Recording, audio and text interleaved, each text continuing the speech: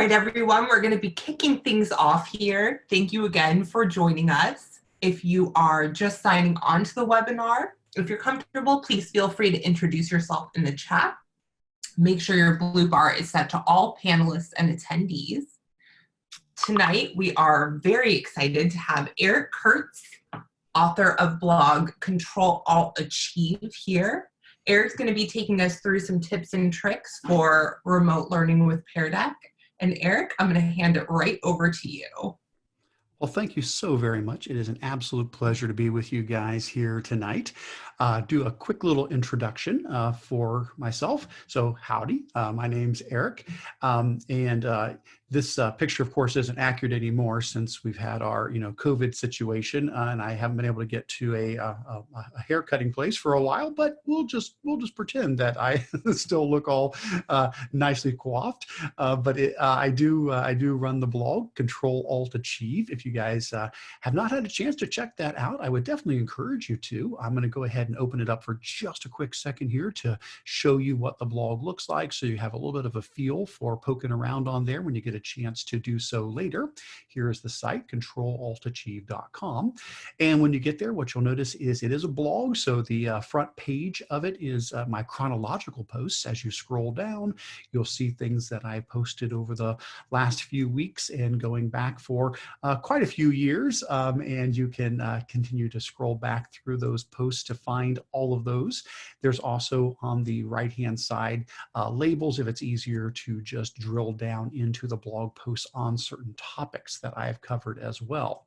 In addition to the blog posts on the homepage of the site, there are tabs across the top that include the resources tab, where it's mostly the same information, but it's collected by topic instead of chronologically.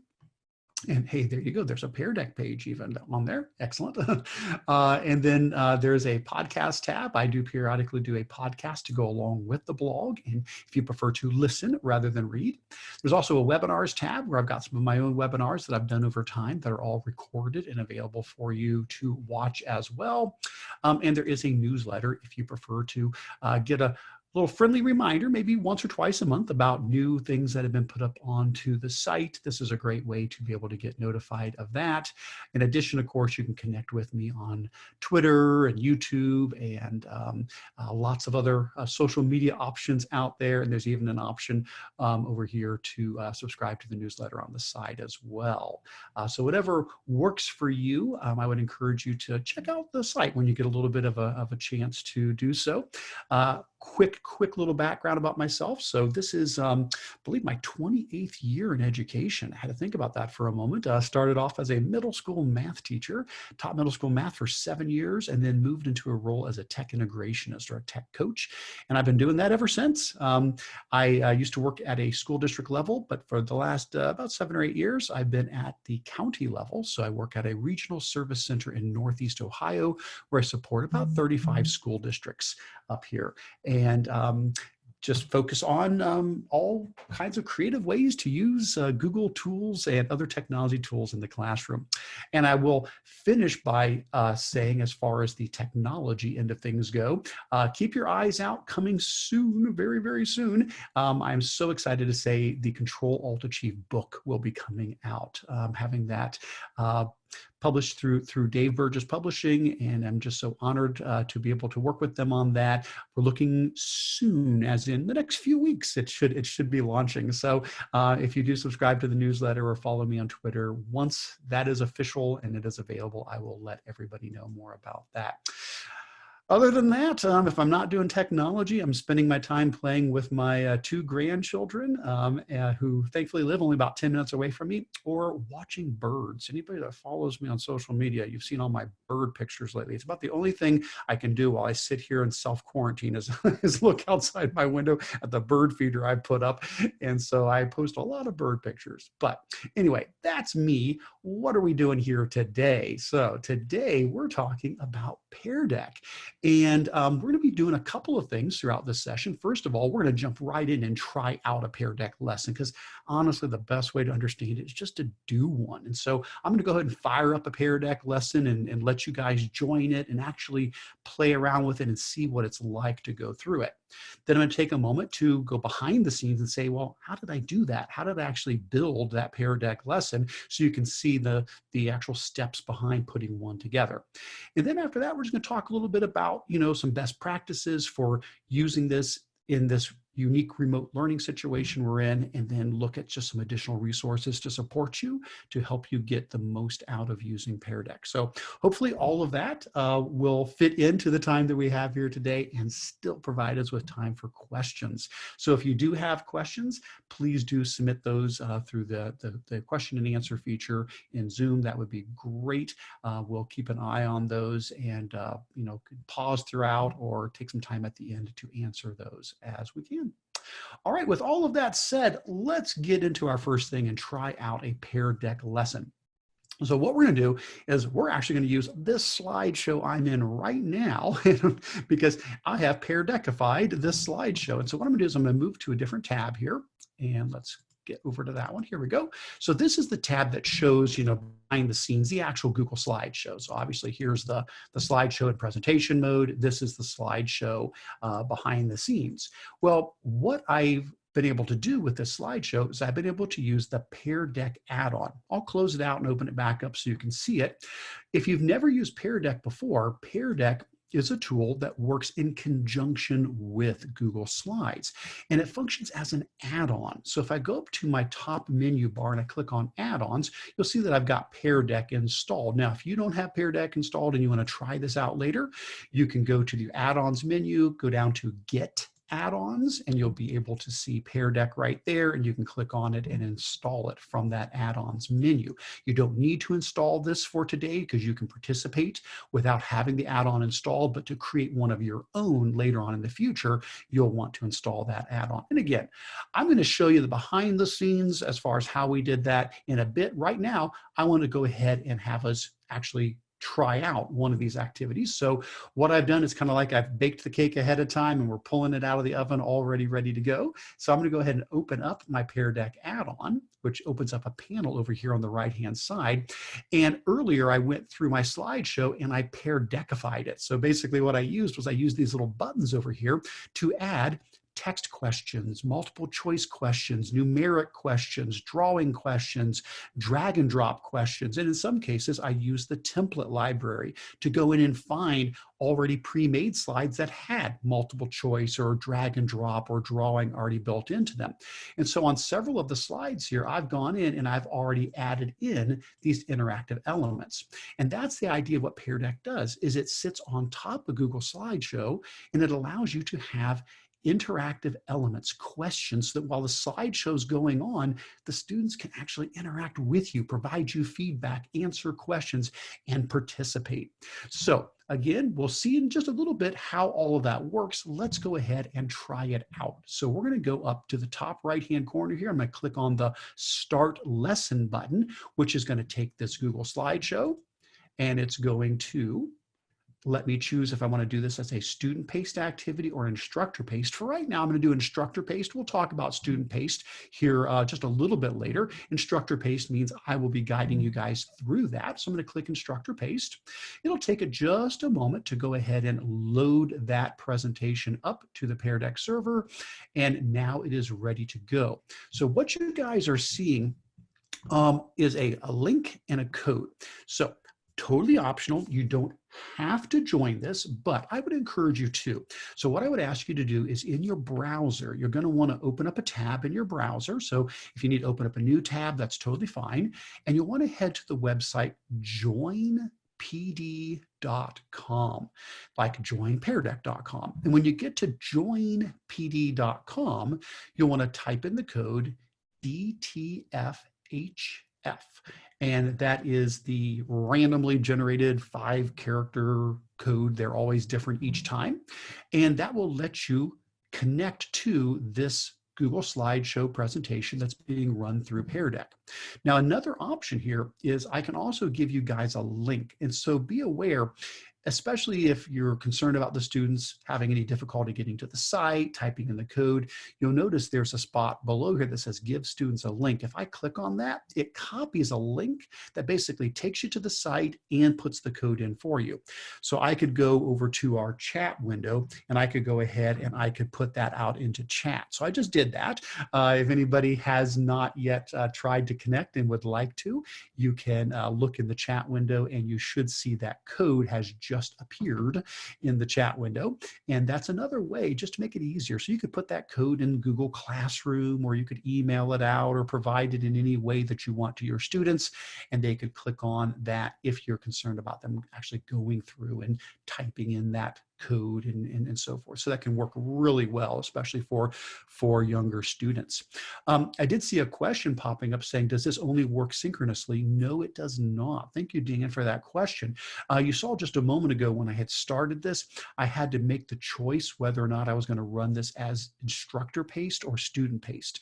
For this first example, I chose instructor paced. So I'm going to go ahead and be guiding you through, but I could have chosen instead student paced, and we will show that later as well, how that functions, where no, the students can take the link and they can move through this completely on their own at their own pace, which works fantastic for the situation that we're currently in with schools having students learning from home and teachers teaching from home and so forth. And then of course collects all that information together for you, and you can review through it afterwards. So thank you for asking that. Well, it looks like we're in pretty good shape. I'm going to go ahead and start this up. If anybody still wants to join, the code to join is in the chat, and you can grab it from there if you need to do that as well.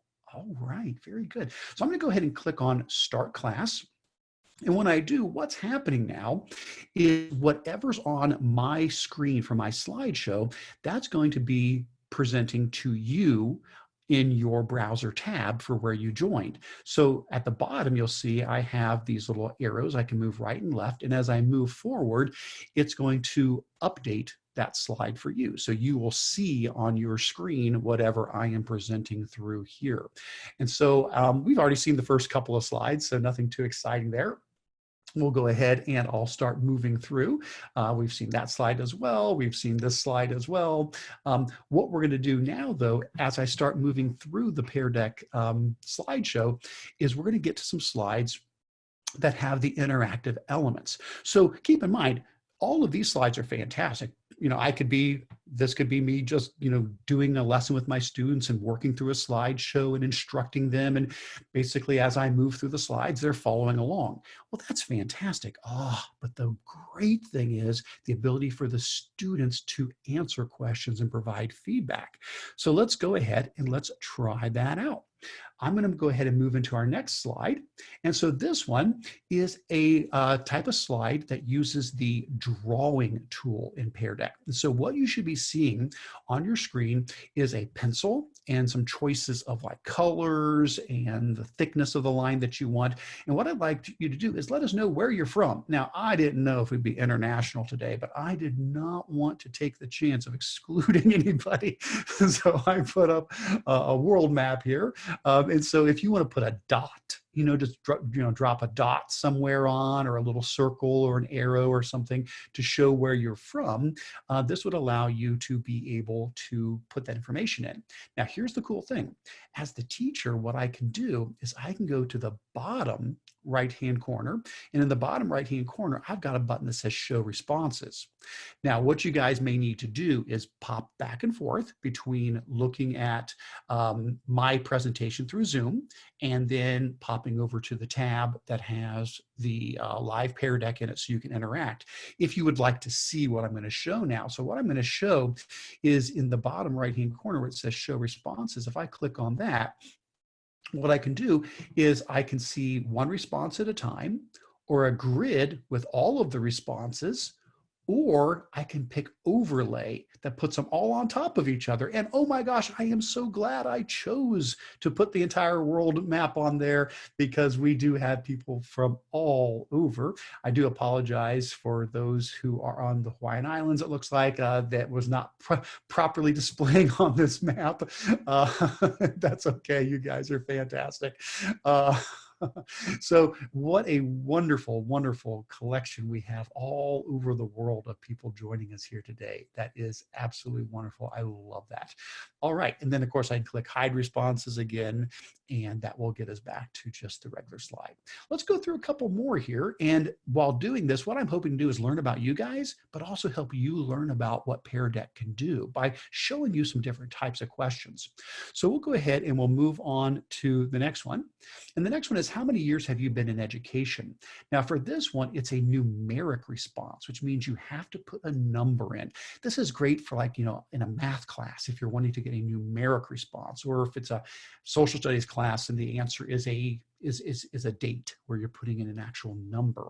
So what I'll do again is I'm going to click on show responses, and this will now show us a live updating graph that shows all the different responses and kind of breaks it down into like quartile ranges here. And so we can see, oh, looks like we have an outlier here, or maybe just a liar.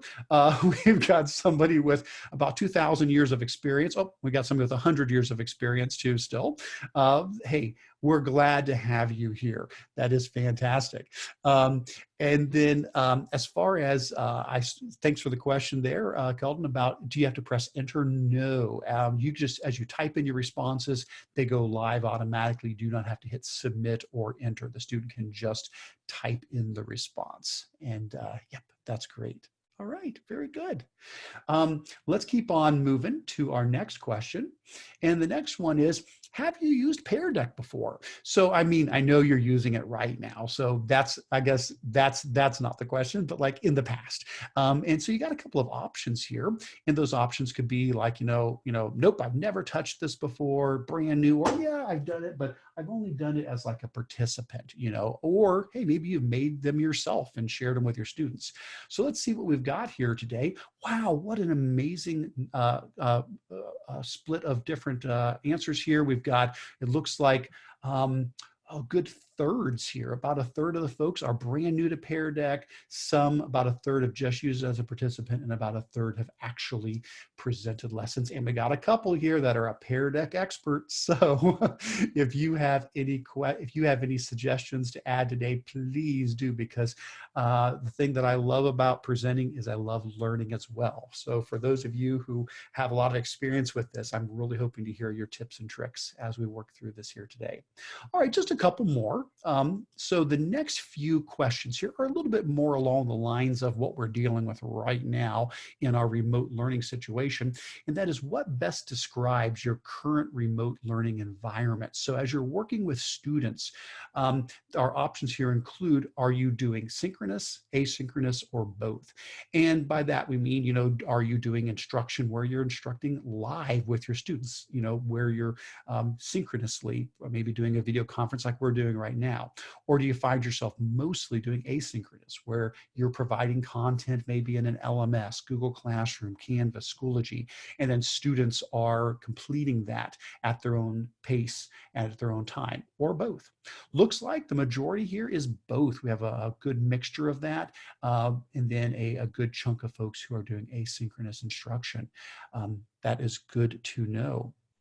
Let's keep on moving to our next question, which is, what devices do your learners have access to? Now, this is another one of the drawing ones, so you can circle these or put a check mark on them or whatever you want. But do your students, are they using phones? Are they using laptops, whether they're Windows, Mac, or Chromebooks?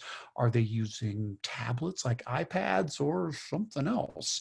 Again, if I go to show the responses, with everybody drawing on top of there, it looks like the majority are landing on laptops. But you know what? We got everything covered. And this is the good news, guys. Guess what?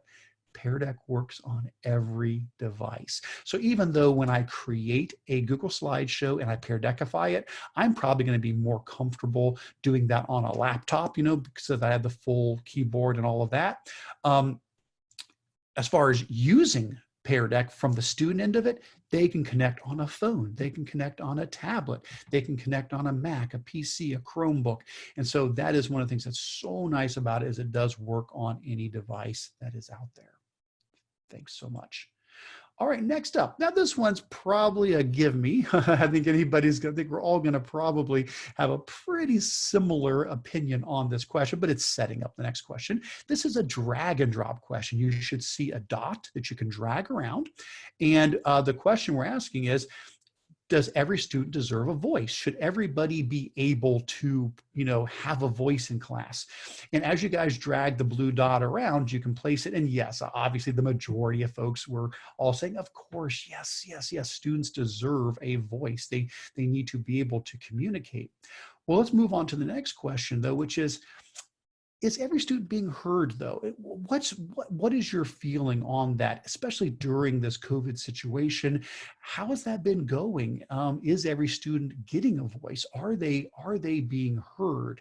And if we show the responses, yeah, we got quite a range there. A lot of folks feeling that unfortunately, no, not every student is being heard, or it's somewhere in the middle where we might be losing some students that, we want them to have a voice and to be able to communicate. All right. So that brings up the question, what do we do to help with that? Now, this one, there's no right answer to this one at all. And this is part of where I want to learn from you guys. Do you guys have any tips that you could share for successful remote teaching and learning? What have you found out over the last 7-8 weeks? Anything that you would share with the group about something that has been helpful to be successful? Now, while you're doing that, I'm going to give you guys another little tip here. There is a new feature that I went ahead and played around with on this particular slide. You'll notice it says audio included in the top right-hand corner of the slide. And you should have in the bottom right-hand corner, you should have an icon that looks like a pair of headphones. If you want to, you can go ahead and click on that and then click the play button to see this brand new feature, which is the ability to embed audio into the Pear Deck lesson. And so for this particular slide, I did go ahead and record myself asking the question and encouraging you to write it and answer. Feel free to test that out if you would like to see how that works.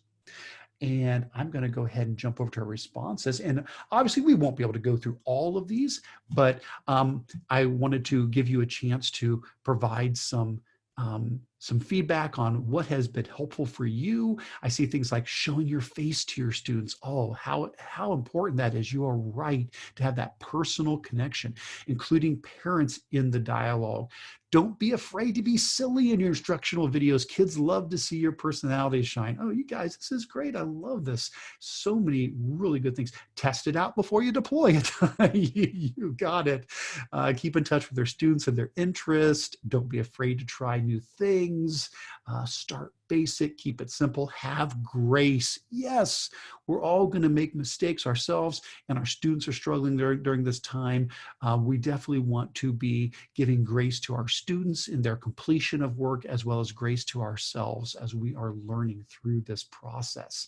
I'm seeing Flipgrid, I'm seeing choice boards, I'm seeing Google Forms, oh, so much patience, student choice, spirit activities. Yes, these are fantastic. You guys, see a couple of really good ones in here. This is appreciate the humor some of you guys have shared in this today. Seesaw, Padlet, Google Voice, love it. Appreciate it so much. So thank you guys so much for sharing those great ideas. Well, this brings us though to what we're talking about today, which is Pear Deck, which is really just one more tool in that collection. So all the things you guys mentioned there, everything you mentioned about the tips and tricks and things you've learned, what we're hoping today is this is going to be one more tool in your toolbox to add Pear Deck to give every student a voice, so that when you're doing either a synchronous live presentation or an asynchronous slideshow where the kids can move through on their own, they have a chance to participate, not just consume the information, but to respond and participate as well. So what we're going to do is talk about how did I do that? Now I'm going to keep this Pear Deck running. So you do not need to close out of this tab. We will come back to this tab later because there's a few more interactive things later on that we're going to kind of wrap up with at the end. And so I'm going to go ahead and leave this running, and you can just leave this tab open. What I'm going to do though is I'm going to pop back over to my regular presentation, and I'm going to catch up to where we're at, which is how did this happen? How did we actually do it? How did I build that Pear Deck lesson? Now I know it looks like we've got probably about 2/3 of the folks who haven't actually built a Pear Deck lesson themselves. For those folks, hopefully this will give you a pretty good baseline for that. If you want to get more details, I do have additional resources at the end of this presentation that you can connect to and go through to if you're needing to see this again afterwards as to how the Pear Deck lesson is actually created. Here's the gist, and then I'm going to go ahead and run through this and demonstrate it for you guys. The gist is you install the Pear Deck add-on. You then use the Pear Deck add-on to add either questions to your existing slideshow or to pull from the templates that Pear Deck has already provided to add to your slideshow. And then you use the Start Lesson button to go ahead and run it like we just did. So I'm going to go ahead and demonstrate this for you guys by going over to a tab where I have a really basic, very, very boring slideshow. I intentionally made it basic and boring because we're going to Pear Deckify it. We're going to make it exciting. Now, if you want to try to follow along and try this out with me, you are absolutely welcome to do so. I don't know how easy it's going to be to watch the Zoom presentation and then also open up a Google slideshow and do this. Now, if you've got multiple monitors, that's the way to go. Right now, I have 3 monitors attached to my computer, which is always my suggestion, is to have more than 1 monitor attached. But if you just want to watch, that's totally fine. I'll demonstrate these steps. If you do want to try it out, though, please feel free to go to your Google Drive and open up an existing slideshow that you have and go ahead and go through these steps with me if you would like to try this out. All right. Very good. So what I'm going to do is go ahead and first of all talk about opening up the Pear Deck add-on. I know I showed you that earlier, but I'll just mention it again, that in the add-ons menu at the top of your Google slideshow, you do have the option to get add-ons, and it's a one-time procedure. You can find all these amazing add-ons that you can install to get extra features. And I do have Pear Deck already installed, but if not, I could click on that and I could install it. I've already got it installed. So when I go to my add-ons menu, I can go down to Pear Deck and I can choose Open the Pear Deck add-on, which pops open this panel over on the right-hand side. This is the panel that's going to allow us to add interactive elements on top of our existing slideshow. Now, keep in mind, this doesn't have to be an old slideshow. You can be making a brand new one from scratch. But the beauty is, yeah, you can just take an old slideshow you've been using for years and years and years and go through and add these interactive elements. I do see a question that popped up, and this is always a good one, and I definitely want to answer this because I know that it always is on people's minds. Is Pear Deck a free resource? So what I'm showing you here today, yes, this is free. But as many, many, many tools that are out there, there is a free version and a paid version. And so the free version does not have as many features as the paid version, but what I am actually demonstrating here, this is the free version. What I'm showing you here, what we just did, what we just ran through together as a group. I actually, on this account that I'm using right now, I do not have the paid version. I am the account, the demo account I am using is using the free version. And so having said that, there are some wonderful benefits to the paid version. There are additional features and tools that are really, really powerful. But I appreciate Pear Deck so much by offering us those options to have a free version that is truly impactful and very valuable in the classroom, as well as a paid version if you want to go deeper with that. So thanks for bringing that up. Always good to get that out of the way early on. So thanks for asking that question.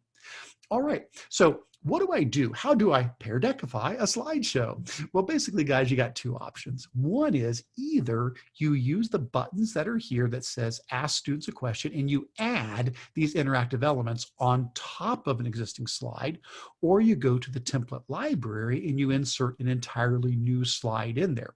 So for example, and again, this is meant to be a very basic, very boring slideshow about, hey, parallel lines and perpendicular lines, and then a question about where would you see perpendicular lines in the real world, a little bit about angles, a couple of angle questions, just really basic kind of stuff.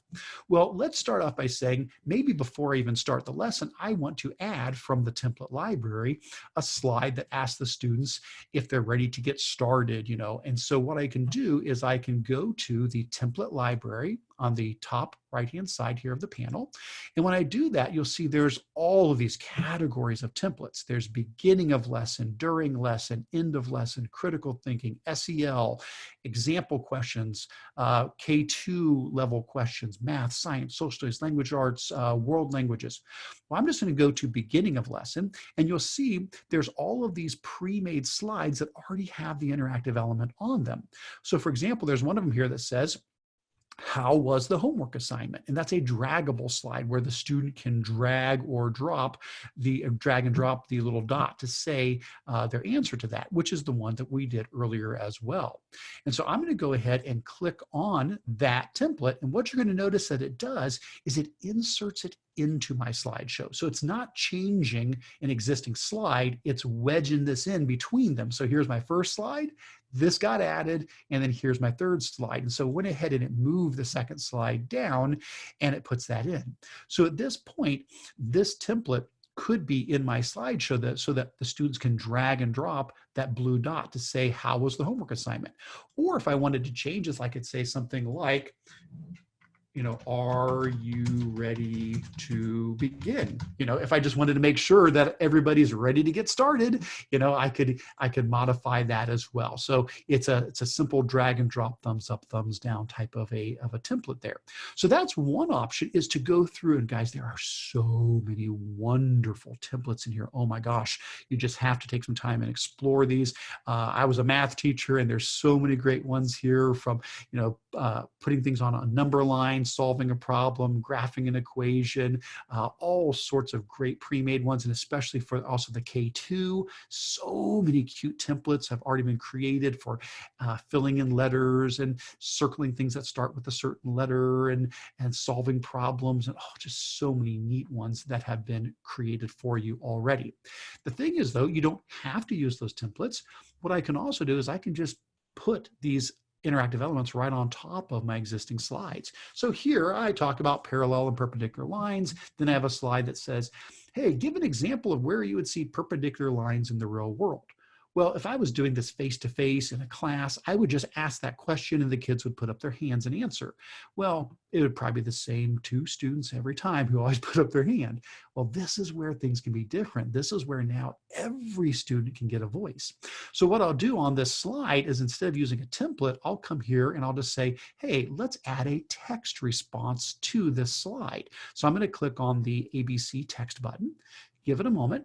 And what it's doing is it's Pear Deckifying this particular slide. And what you'll notice is this bar gets added to the bottom that says, students, write your response. That lets me know that a text response element has been added to this slide. Now, you do not want to remove this bar. That way, if you click there and hit delete, it will take that interactive element off of there. So just be aware, you can obviously adjust your slide and edit anything you want on your slide, but don't change that bar at the bottom or you'll lose that interactive element there. And I could keep on moving through. I talk about angles and acute, right, and obtuse. Well, what if I had a question that says, hey, if you had an acute angle, what would be a possible measure for that angle?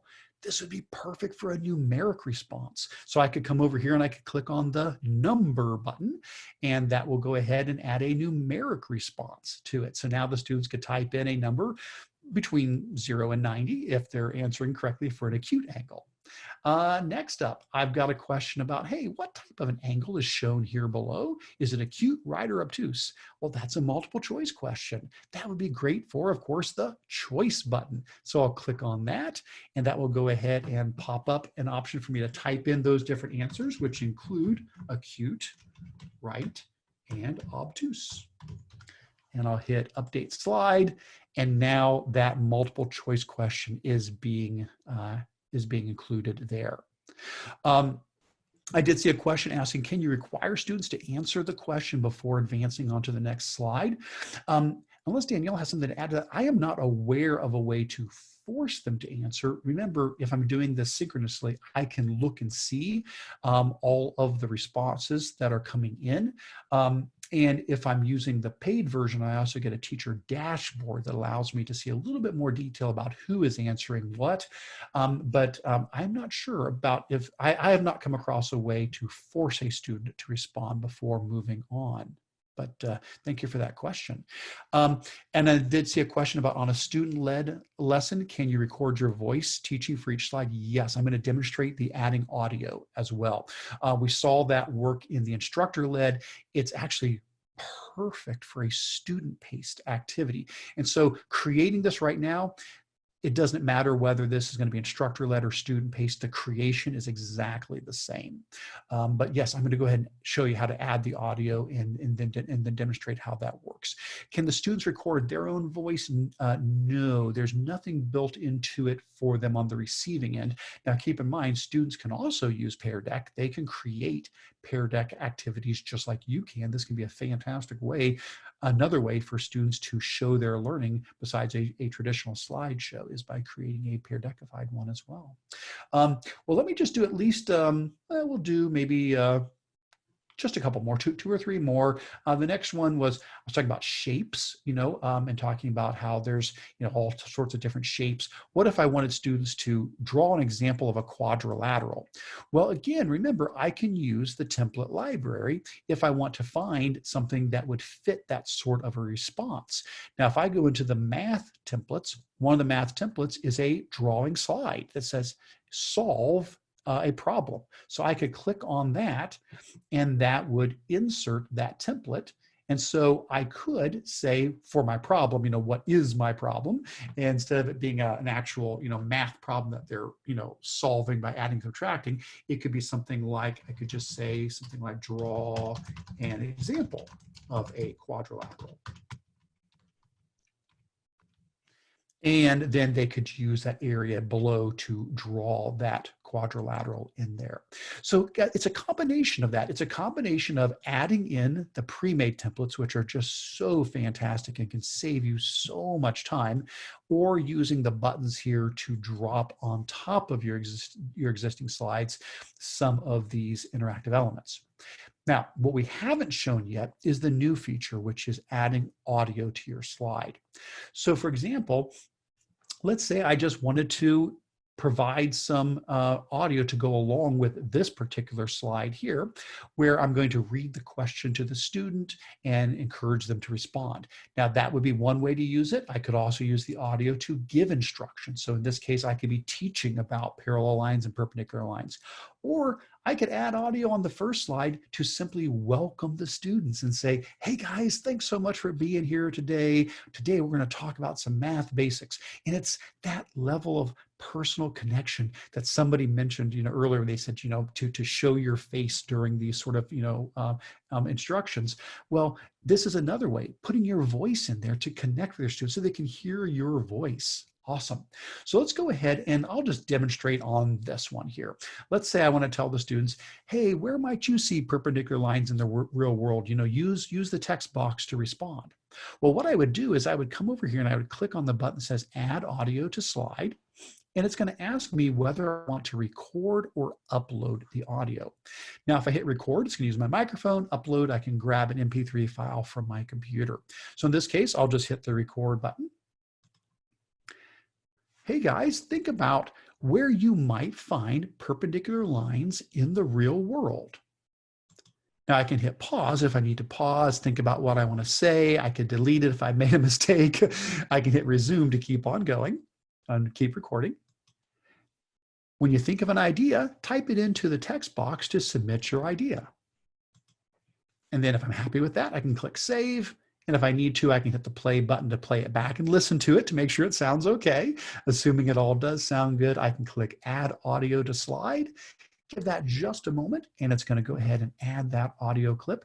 You'll see it puts a little rectangular button up here that says audio included.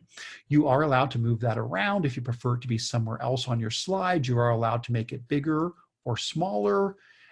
Just don't delete it. Don't change the link that's attached to it. You can even drag it off of the slide if you want to put it off of the edge so they can't see it. You can drag it completely off. It'll still work fine. Just be aware you don't want to delete it or change the link. Now, if you do want to delete it, that's fine. You can definitely delete it, or you can just click the same add audio button again, which will let you also delete it if you need to. And then you could re-record it after that as well. So that's awesome if you want to go ahead and add your voice right away. But what if you wanted to upload some audio? I'll just show you. It works very much the same way. Let's say maybe partway through this lesson, I decide that I want to throw in a little break. I want to give the kids a little mindfulness break. Can the students replay the audio? Yes. When you guys saw that earlier, I hope you saw that when it's going, you get the little headphones button in the bottom corner. When you click that, it pops up the little play button. They can play the audio as many times as they want on the slide if they need to re-listen to something over and over again. Perfectly fine to do that. So let me go ahead and let's see, probably find one. I think we've got, let me see if I've got one that looks like, here we go. We'll go with this one, moment of silence. So let's say I want to add this slide in. This looks like a nice template here. We'll go ahead and add this one in. What we'll do is I'll just change it to, I'll just say it's a mindfulness break. And then what I'll do is I'll go to back to add audio. And what I'll do is this time I'll say upload. And what I'll do is I'll grab, let's see, I should have, there we go. I think I got one called Calm that I downloaded the other day. There we go. And so here is an audio file that just got calm, relaxing music. And I could click add audio to slide, and it would go ahead and add that in on there. So I'll let that go ahead and do that. It may take it just a moment because that's a little bit of a bigger file. So we'll let that, because it does have to upload it to the Pear Deck server to add that on. But the students could then, on that slide, they could click the headphones and they click the play button and listen to this nice instrumental music as they get a little bit of a mindfulness break on there. All right. I did see a question saying, if you use the premium Pear Deck features and then end up going back to free, what happens to the slides that were part of the premium question types? Those questions will still work perfectly fine. Yes, yeah. Once those questions are added in, those questions will continue to function perfectly fine afterwards. All right. Well, those are the basics for creating the Pear Deck lesson. So either add the question types on top of your slides or pull them from the template library and then use the add audio to slide button to record your voice or to upload an audio file.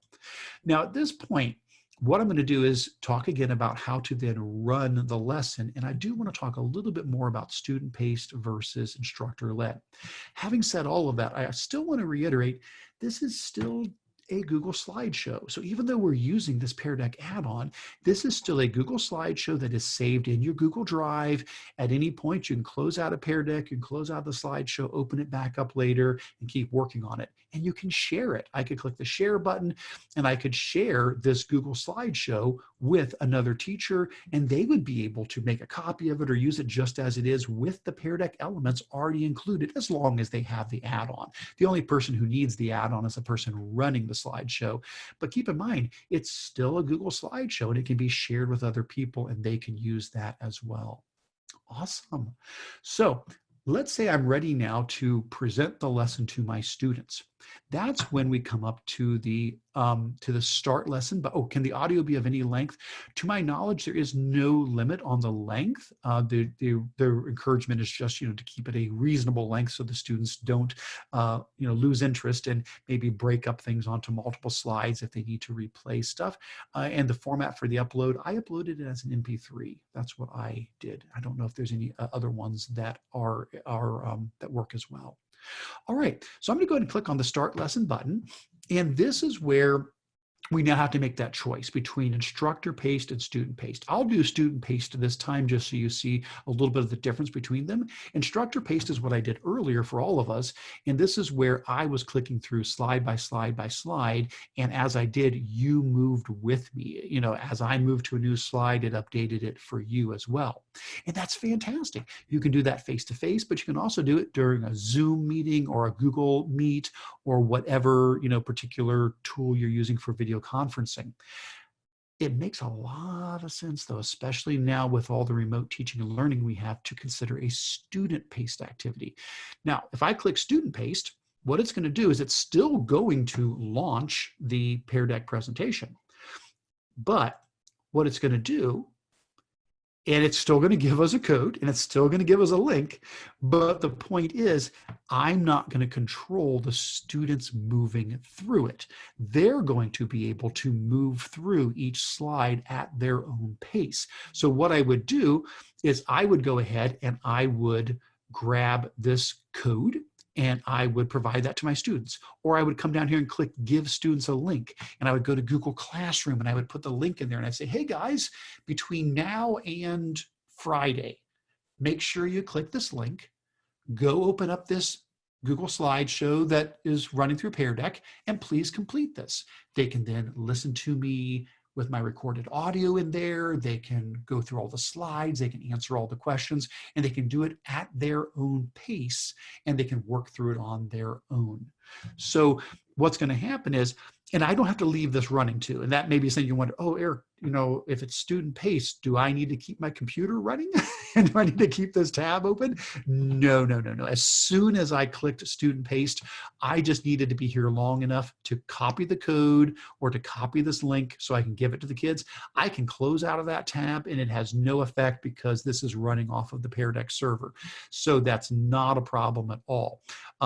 What's going to happen later, just so you know, is if I head to the Pear Deck website and then I log into the Pear Deck website, I will see this session in my session list here. So if I log into the Pear Deck website and go to the sessions, I will see, and I don't have a name for this session. I haven't named either one of them, but you'll see right here today at 6:45 p.m. a student-paced session was started.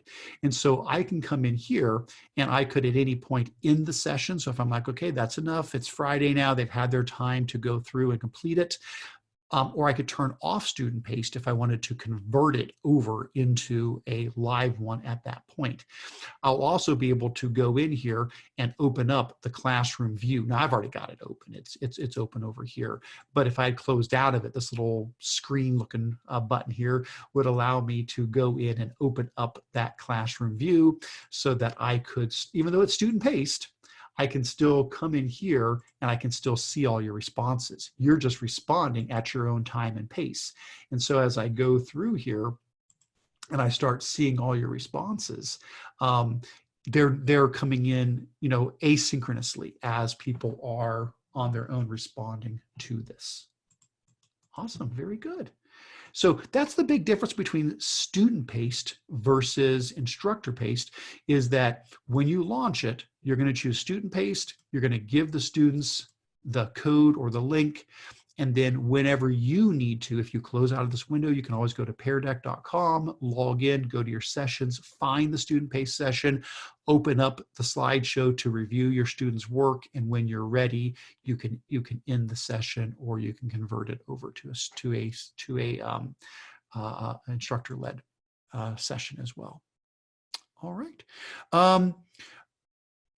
As far as seeing which, I did see a question about, can you see which students answered which way? Yes.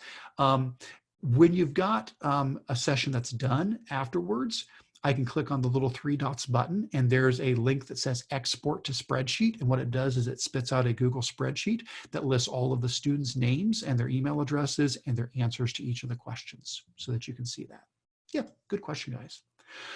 All right, so with all of that said, let's come back to where we were earlier, and let's kind of pick up. I'm keeping an eye on the time, and I want to be cognizant that we are careful with the time that we have and respectful of everybody's time. We've got about 10 or 11 minutes left here.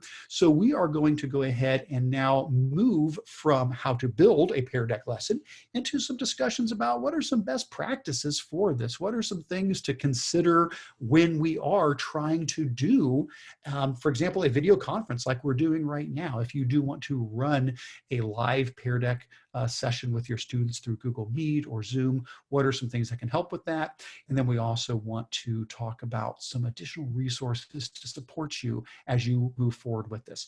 So I'm going to go back to our live Pear Deck slideshow that we've been running. And if you still have that open, fantastic. If for any reason you don't and you wanted to jump back in it, this was the one that we did earlier. I will copy the link and throw it back into the chat. So if anybody has closed out of that and you needed to get back into it, again, totally optional. You don't have to, but if you want to jump back into it, it's probably still in your tab if you haven't closed out, but if you have, you can jump back into it. So we've talked about building a Pear Deck lesson. What we want to do now is talk about, like we said, some best practices. Now, these are just a couple of ideas, and if you guys have your own suggestions to add to this, please do. You can just use the regular Zoom chat, and you can throw in some questions and some suggestions there of things that have helped you. But these are some that the folks from Pear Deck have collected. I added in a couple of others that I thought of as well that might be helpful. But some of the things that we would definitely recommend when it comes to best practices, if you're doing a video conference with your students, definitely choose a tool that you're comfortable with using. You know, whether it's Zoom, whether it's Meet, whatever the tool might be, something that you guys have some comfort level with. If you are doing Google Meet, I do have a bunch of resources, and I've got some additional links later that show up on this as well. But at my website, controlaltachieve.com, that's /meet videos, or if you go to resources and then choose Google Meet, I've got a collection of about 13 or so videos that take you step by step through all of the basics and the advanced things of using Google Meet if you're looking for some help with that. Other things we always want to encourage you to do is definitely be prepared. You know, make sure you set up your audio, your visuals, anything you need to do 5 to 10 minutes before class starts. If you want to let people join early, that's fine, but get in there and get it set up a few minutes early. We started about 15 minutes early today for this particular one. Now, this one I added in, if possible, connect a second monitor. So if you have a desktop, you might not have that option. It is possible that your desktop only supports one monitor, but if you look in the back where your monitor's plugged in, you might have more than one plug back there, then you can add another monitor. If you're using a laptop, I guarantee you can put a new monitor in, because every laptop I've ever seen allows you to connect to a projector. Well, that's just a fancy second monitor. What you can do is you can get a second monitor, like an LCD monitor, and plug it into the same port that you normally plug in for the projector. Then you've got two screens. One screen can be what you're presenting to the students, and the other screen can be the chat window, or it can be resources that you need to refer to and drag onto the screen. Like today, I'm presenting from this monitor, but to the monitor on my right, I see the Q&A, I see the chat, I see all of that. And then the monitor on my left, I have additional resources if I need to grab something and drag it over onto my presentation screen. Oh my goodness, I can't imagine presenting without more than one monitor. That can really help. Other things that are helpful is to encourage the participants to mute their microphones when not speaking. That's a good one.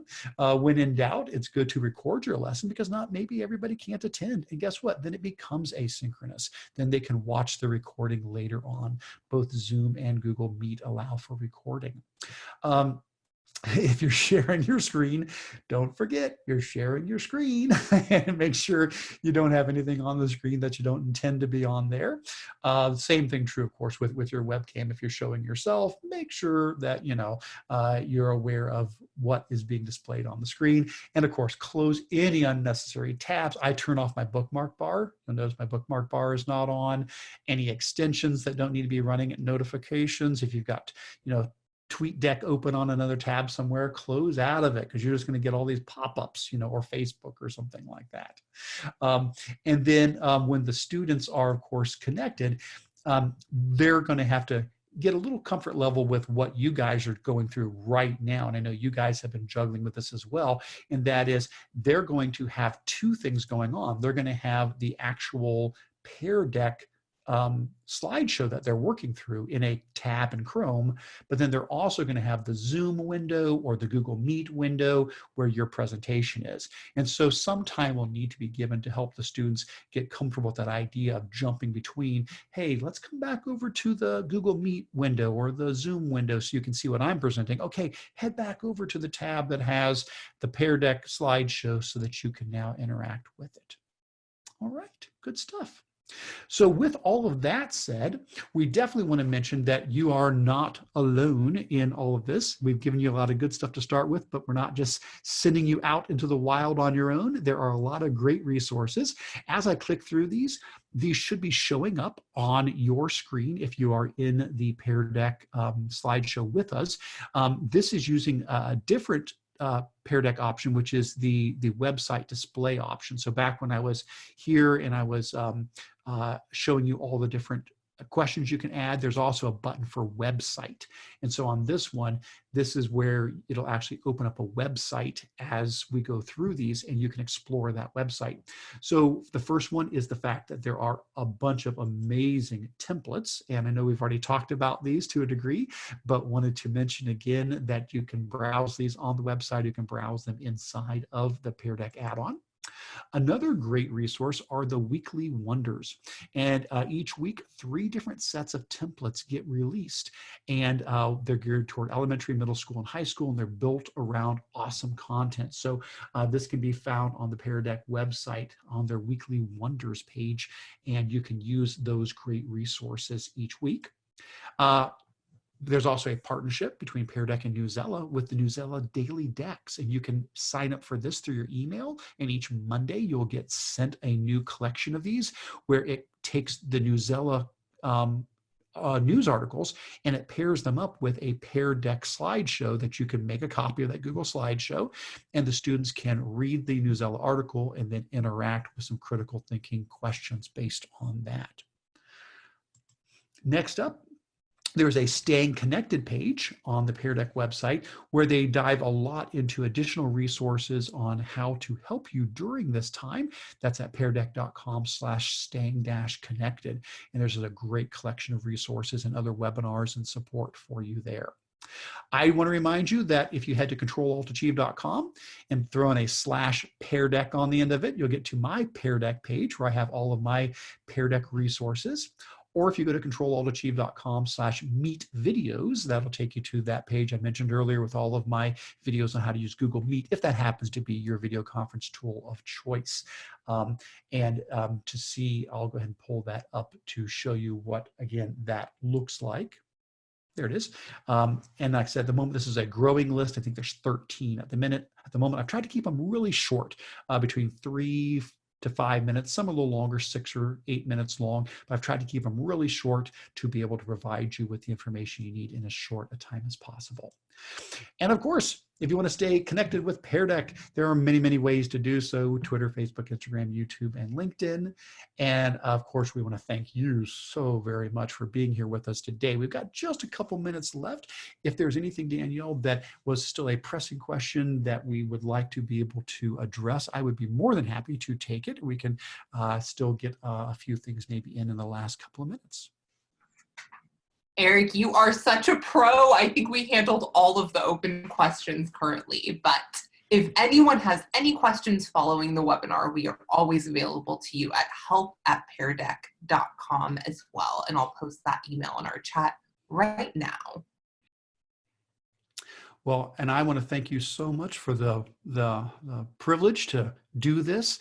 Thank you so much for having me here today. And thank you to all the folks who took an hour out of your day. I know this is a crazy time and there's just so much to do that you're trying to juggle. So thank you. I hope this is time well spent that will help you and most importantly, help your students to, again, connect them, to give one more thread of connection between you and your students, to give them a voice, to hear your voice, to be able to communicate better with you during this time. And we really appreciate you doing that.